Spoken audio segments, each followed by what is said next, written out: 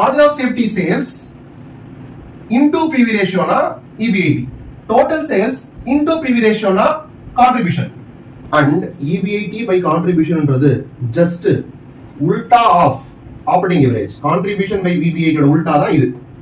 ஆனா இந்த PV ரேஷியோவும் PV ரேஷியோவும் கேன்சல் பண்ணி விட்டோம்னு சொல்லிட்டா யார் மட்டும் தான் இருப்பா?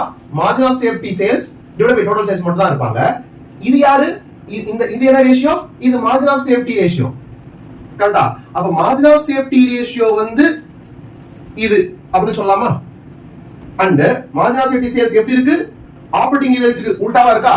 Margin of safety sales is equal to 1 by operating leverage மாதிரி இருக்குன்னு சொன்னா operating leverage is equal to 1 by margin of safety சேல்ஸா?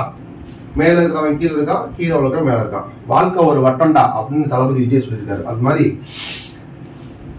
கீழே இருக்கிறவன் மேல வந்துருவான், மேல இருக்கிறவன் கீழே வந்துருவான்.